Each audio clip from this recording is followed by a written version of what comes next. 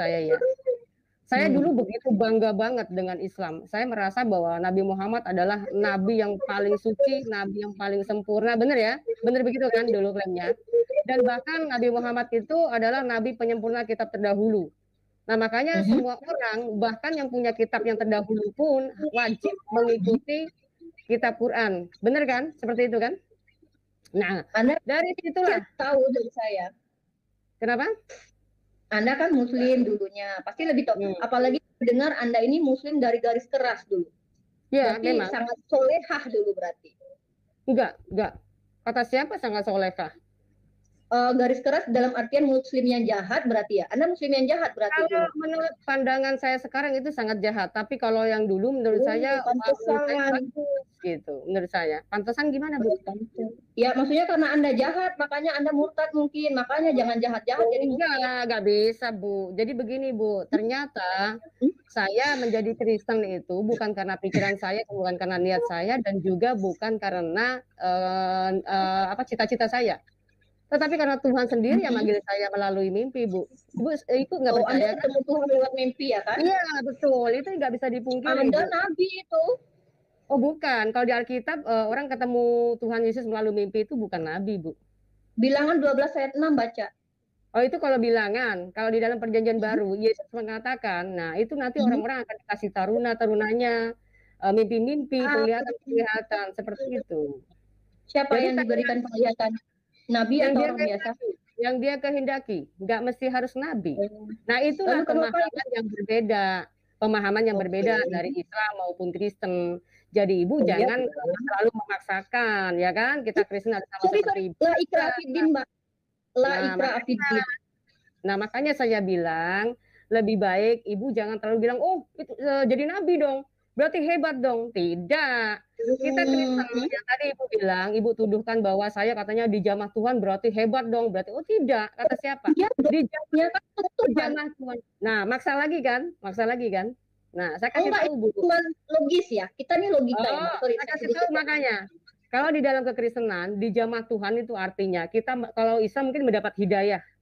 Kalau di dalam kekristenan kita dipindahkan dari kegelapan kepada terang, Bu.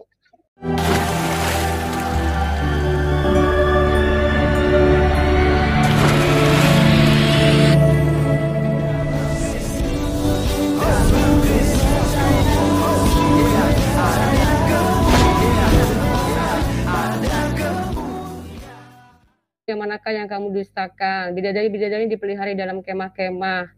Maka nikmat Tuhanmu yang manakah yang kamu dustakan? Mereka tidak pernah disentuh oleh manusia maupun oleh jin ya Bu ya. Ini kan berarti nih bidadari ini bukan manusia lah ya. Ini bidadari yang dari surga ya. Nggak pernah disentuh oleh jin dan manusia. Lalu maka nikmat Tuhanmu manakah yang kamu dustakan? Mereka bersandar pada bantal-bantal yang hijau. Nah, ini kan berita soal surga para laki-laki nih Bu. Ini bidadari surga para laki-laki. Maksudnya gimana nih? Emang ada surga perempuan, surga laki-laki gitu? Bukan, Bu. Ini kan maksudnya bidadari, Bu. Ini diperuntukkan untuk siapa, Bu? Untuk laki-laki atau perempuan, Bu? Iya, untuk laki-laki. Kan ada surga untuk laki-laki, surga untuk perempuan. Coba baca di ayatnya yang tadi nih. Ternyata di sini yang dijadikan bidadari ini bukanlah dari manusia. Iya, masalahnya apa? Dengan harga diri wanita apa itu masalahnya? Nah, ini baru salah satu, Bu. Ini baru salah satu, Bu. Baru salah satu yang saya katakan bahwa ternyata laki-laki ini hanya wanita itu tidak bisa masuk surga karena di sini bidadarinya pun sudah tersedia di surga. Jadi yang pertanyaan saya adalah wanita ngapain kalau ini laki-laki yang memiliki bidadari? Laki-laki ngapain? Ada ayatnya nggak kalau perempuan nggak bisa masuk surga? Ada Bu, banyak Bu. Bahkan wanita itu di mayoritas di neraka. Harga diri di mana nih? Harga diri perempuan di mana nih? Saya mau tanya nih, harga diri yang direndahkan di mana dengan ayat ini? Apa korelasinya? Gitu? Belum, ini salah satu. Ini salah satunya, Bu. Salah satunya. Berarti ini gini, yang lain ya? Ini nggak ada kaitannya berarti dengan harga diri perempuan. Bu harus jelasin. Kira-kira kalau ini membahas tentang bidadari, yang penghuninya berarti laki-laki ya, Bu ya? Hanya laki-laki yang masuk surga ya? Jadi perempuannya bagaimana, Bu? Oh, enggak. Di dalam surga itu solehah yang patuh kepada Allah dan suaminya ya pasti masuk surga. Karena orang-orang yang masuk surga adalah orang-orang yang akan berkumpul dengan orang ayatnya di mana, Bu? Ayatnya di mana, Bu? Entar sabar ya. Ya, nanti biar saya search di Quran apa.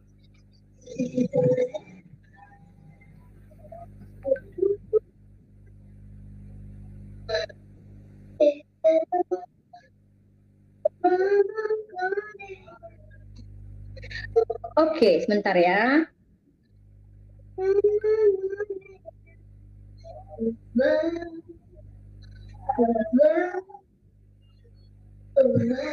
Tapi ini nggak ada kaitan dengan penghinaan kepada wanita ya? Loh, ini kan kitab Anda, masa menghina? Bagaimana kan Anda bilang tadi, kenapa kok perempuan dihina di situ katanya kan di Islam? Kalau saya melihat bahwa wanita kok saya bilang kok nggak ada yang di surga ya, kenapa bisa dijadikan mayoritas neraka? Saya udah pernah masuk surga aja Anda. Loh, kan kitab Anda yang bilang. Makanya coba dulu kalau misalnya muslimah bisa masuk surga itu gimana caranya? Coba kita pengen lihat ini. Nah, sabar. Bentar.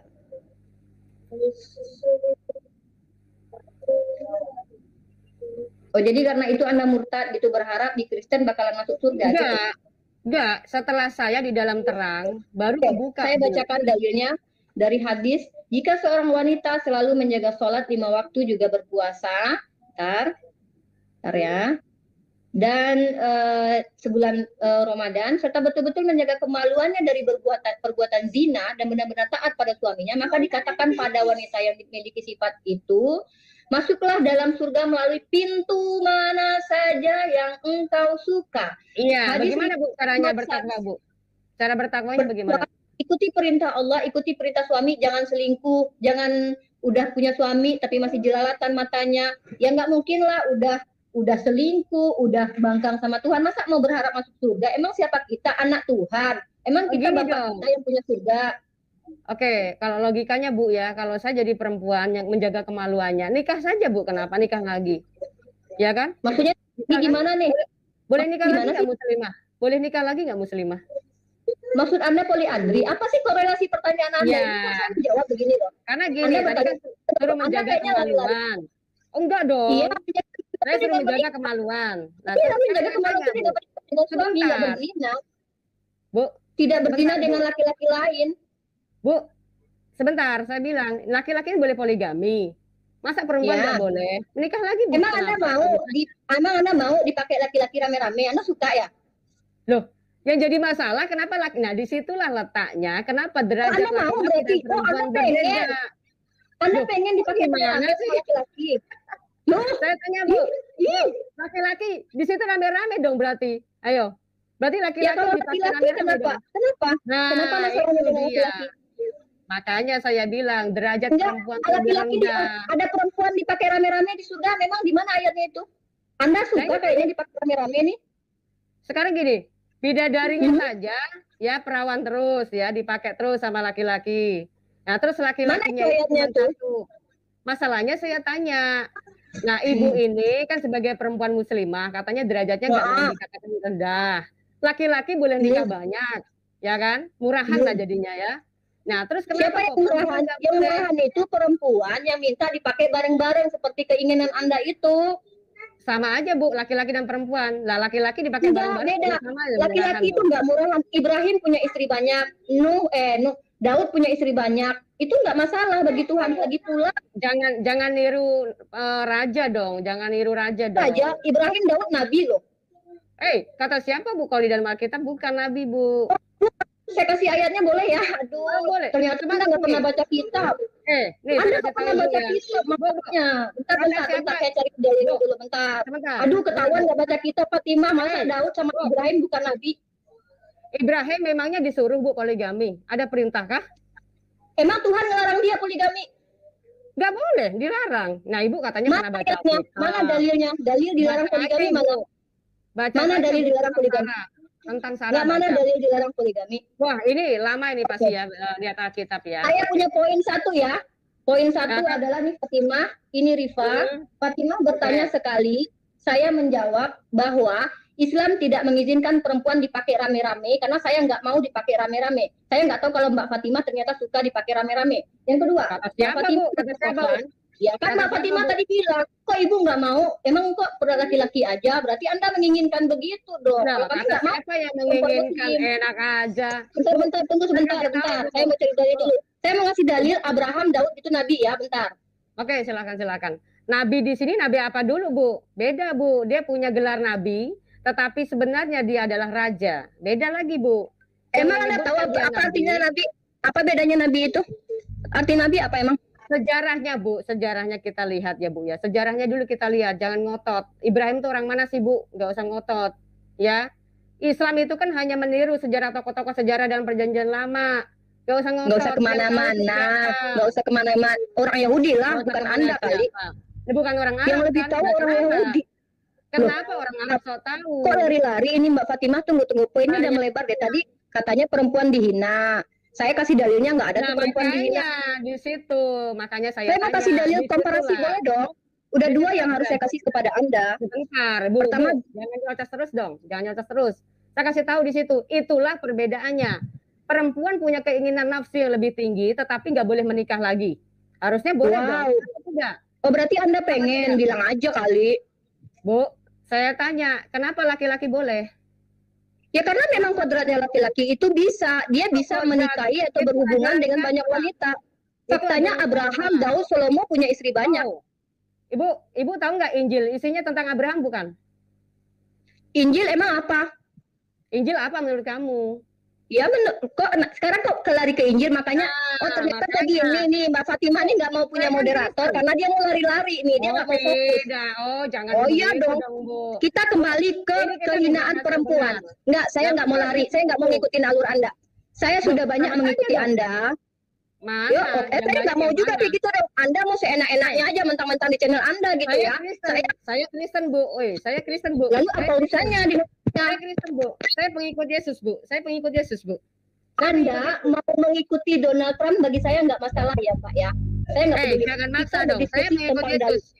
Betul. Saya mengikut Yesus. Saya mengikut Yesus, bukan pengikut Muhammad. Emang bukan. Terus? Nah, Yesus mengajarkan itu tidak boleh, Bu, berpoligami tidak boleh, Bu. Karena berarti Abraham itu berarti Abraham itu bukan nabi. Ada perintah. Mana dalil larangannya? Mana larangannya? Nah, makanya di situ tahu Abraham menikah di mana? Coba sini. Larangannya mana? Di situ dilarang, memang dilarang. Nggak ada ceritanya. Kalau di situ misalnya perintah, dirimu bilang katanya Abraham itu disuruh untuk berpoligami. Sini dalilnya, sini. Justru saya nggak ya, di dalam Islam pun tidak disuruh. Kata di dalam Islam nikahilah 4, 3, 2, 1 kalau kamu sanggup berlaku adil. Tadi kalau kamu ini tidak dengar dulu. Boleh saya ngomong nggak? Oke, ngomong dulu silakan. Sunnah nabimu istrinya berapa, Bu? Istrinya berapa itu? Katanya kalau mau takwa ngikutin sunnah Rasul. Sunnah Rasul bininya banyak, Bu. Nah, kalau sudah bininya banyak, ibu masa perempuan mau, Bu? Misalnya anak ibu dinikahi lagi, ya kan? Dipoligami, dinikahin sama kakek misalkan. Masa boleh, Bu? Ya kan? Nah, coba Ibu bantah. Apakah itu Nabi yang benar? Yang mau saya bantah? Yang mau saya bantah apa? Saya mau ngasih dalil sama Anda. Kita mau kembali kembali kepada awal tadi. Kenapa saya dulu bahwa Nabi Muhammad itu adalah Nabi yang suci, gitu kan? Tapi ternyata ketika saya masuk Kristen, ya ampun, maaf ya, saya merasa bahwa Muhammad adalah lebih rendah daripada Yesus. Lebih rendah daripada Yesus. Ya kenapa? Ya itu anak kecil juga dinikahin, istrinya juga banyak, ya kan? Nah, apakah itu seorang nabi yang memberikan teladan? Di kitab orang Israel aja, Daud seorang nabi itu di kisah para rasul, dia bahkan mengintip orang lain mandi. Itu Tuhan yang kamu sembah itu perintah bukan? Perintah kamu sembah. Saya boleh ngomong nggak sih? Oke, silakan Anda dulu yang ngomong. Saya nggak mau kayak mak pasar kayak gitu ya, sorry ya. Saya nggak punya. Anda sudah menjawab. Belum selesai. Saya belum bisa saya ngomong. Anda ngomong, Anda nyerocos. Udah ngomong dulu. Lanjut, silakan. Lanjut. Kenapa si Daud ngintip?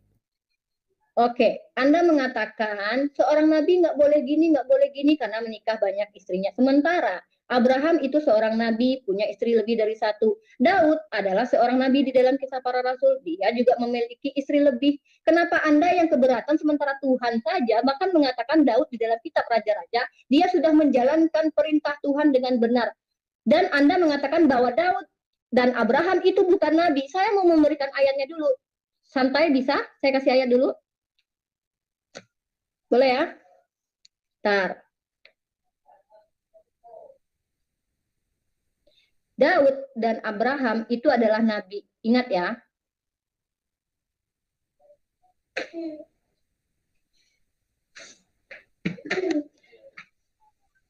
Oke, mana ya? Bentar nak, bentar nak. Nanti nak, bentar lagi nak.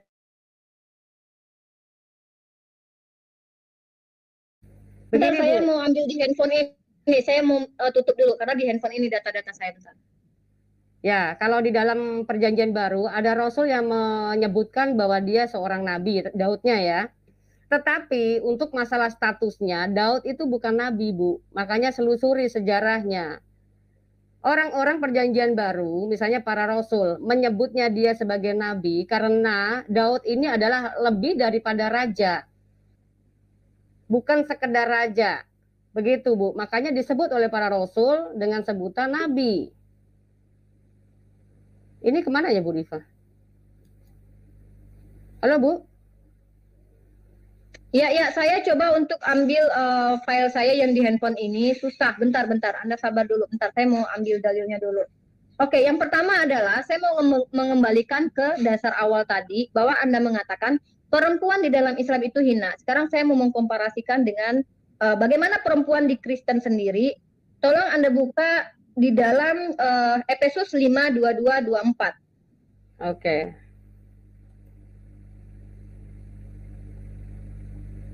Efesus 5 2:24. Efesus 5 apa Efesus 2, Bu? Bentar. Efesus 5:22 sampai 24.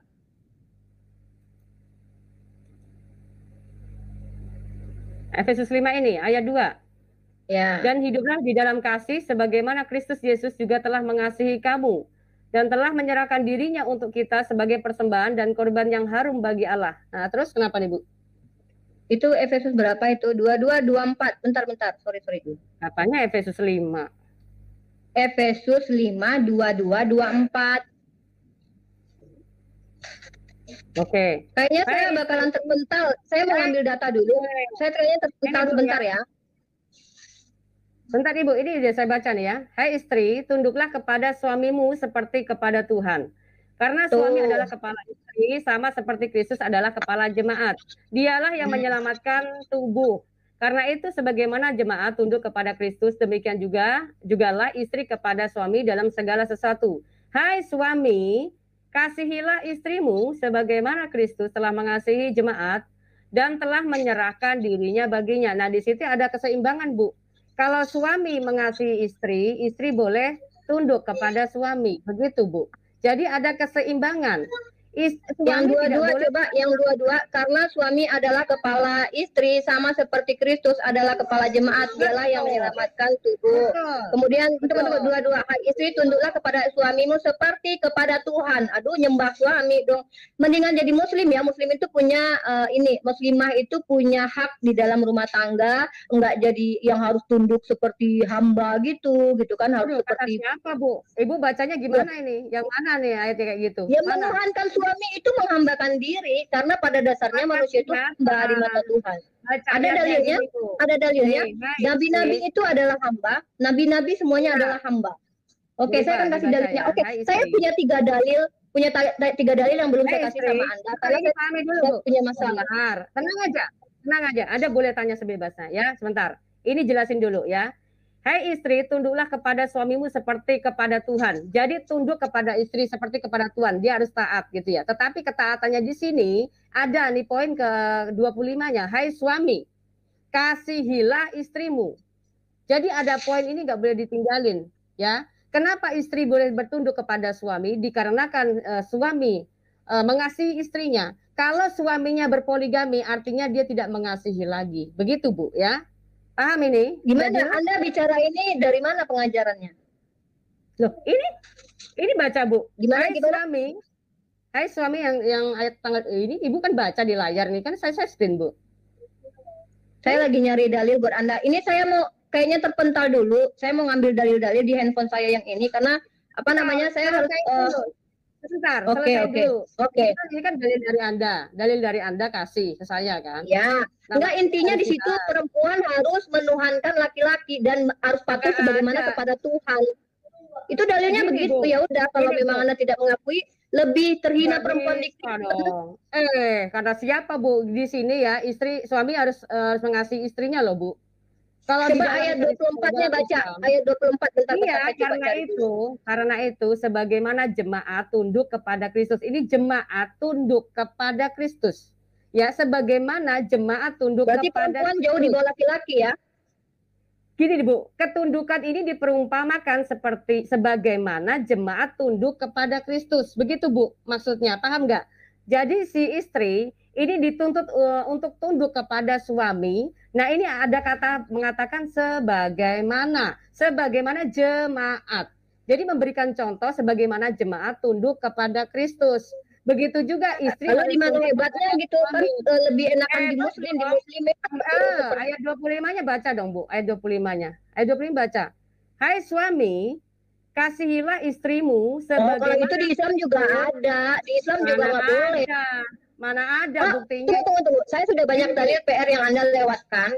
Yang Anda mau komparasi. Sebentar. Di sini sudah jelas. Di situ nggak, intinya gini. Anda mengatakan perempuan itu di Islam terhina, ya kan? Tunggu dulu. Anda mengatakan perempuan di Islam terhina. Lalu saya minta dalil. Di dalam dalil Anda bilang bidadari, nggak ada korelasinya dengan penghinaan terhadap wanita. Lalu justru di dalam Kristen perempuan itu derajatnya di bawah suami, bahkan suami harus dihormati seperti Tuhan. Kami nggak perlu seperti itu, menghormati seperti Tuhan. Dan kalau Anda mengatakan kalau suami harus mengasihi, di dalam Islam diperintahkan lelaki yang paling baik adalah yang paling baik kepada istrinya. Manusia yang paling baik adalah yang paling baik kepada istrinya, itu ada. Bahkan kepada tetangga pun kami diperintahkan untuk berbuat. Jadi kalau gini-gini mak, kami juga punya gitu. Jadi intinya gini, poin saya adalah perempuan di bawah laki-laki jauh, bahkan perempuan harus menganggap seolah-olah seperti Tuhan. Nggak begitu dalam Islam, lebih enakan dalam Islamnya, Bu. Mana kata sepertinya? Tapi coba baca lagi. Karena itu sebagaimana jemaat tunduk kepada Kristus, demikian juga lah istri kepada suami dalam segala sesuatu. Anda mau suami Anda mau kurang ajar mau apa, Anda harus tetap tunduk. Baca ayatnya, Efesus 5:24. Karena itu sebagaimana jemaat tunduk kepada Kristus, demikian juga lah istri kepada suami dalam segala sesuatu. Jadi suami Anda mau mabok, suami Anda mau merampok, Anda harus tunduk kepada dia. Terus, ngobrol terus. Udah selesai? Nah, itu kan dalilnya. Udah selesai. Oh, udah. Oke, ya. Baca pelan-pelan ya, Bu ya. Jangan ngegas ya, saya kasih tahu ya. Jadi ayat 24-nya gini, demikian jugalah istrimu kepada suami. Jadi di sini tidak bicara seperti. Karena itu sebagaimana jemaat, ini diberikan contoh sebagaimana jemaat tunduk kepada Kristus. Ya. Terus di sini bicaranya demikian jugalah istri kepada suami dalam segala sesuatu. Tetapi yang ayat ke-25-nya jangan dilupakan ya. Di sini ada poin yang terpenting. Ketika istri harus tunduk pada suami, ada poin yang harus dilakukan oleh suami. Hai suami, kasihilah istrimu sebagaimana Kristus telah mengasihi jemaat dan telah menyerahkan dirinya baginya. Artinya di sini kalau suami sudah mengasihi istri, dia nggak bakalan menduakan selingkuh atau poligami begitu ya Bu Rifa ya. Nah beda. Poligami nggak boleh, tapi selingkuh. Emang Anda tahu kalau suami Anda nggak selingkuh? Nah, perintahnya di mana Bu? Selingkuh boleh Bu? Bukan perintahnya. Apakah Anda bisa menjamin suami Anda tidak selingkuh? Oh, itu urusan sama Tuhan dong. Tuhan dengan manusia. Ini Oh, poinnya. berarti nggak ada solusi dalam Kristen. Ini solusinya ini yang ayat 25-nya, Ibu Apa nggak mau terima solusinya? kenyataan. Hai suami, kasihilah istrimu. Nah, kalau Ya, suami sudah mengasihi, baru kita boleh tunduk, Bu. Begitu. Kalau suami tidak mengasihi istri, kita nggak bisa itu tunduk, Bu. sebagaimana jemaat tunduk kepada Kristus, demikian juga istri kepada suami dalam segala sesuatu.